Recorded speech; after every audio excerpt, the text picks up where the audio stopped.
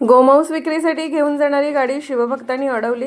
इचलकरंजीहून मिरजकडे गोमांस विक्रीसाठी घेऊन जाणारी गाडी नांदणी येथील शिवभक्तांनी अडवली। ची घटना आज दुपारी उघडकीस आलेली आहे। इचलकरंजीहून निघालेली गाडी यामध्ये गोमांस असल्यामुळे त्यातील रक्त गाडीतून रस्त्यावर टपकत असल्याचे काही नागरिकांच्या लक्षात आले।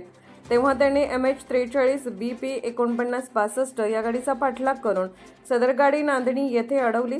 या गाडीमध्ये अंदाजे 15 ते 20 गायीचे मांस असल्याची प्राथमिक माहिती मिळाली आहे। सदर गाडी ड्रायव्हर यास नागरिकांनी अडवली असून शिरोळ पोलिसांना कळवले असून आता यावर पोलीस काय कारवाई करणार की नेहमीप्रमाणे तात्पुरता दंड करून सोडणार याकडे संपूर्ण शिरोळ तालुक्याचे लक्ष लागून राहिले आहे।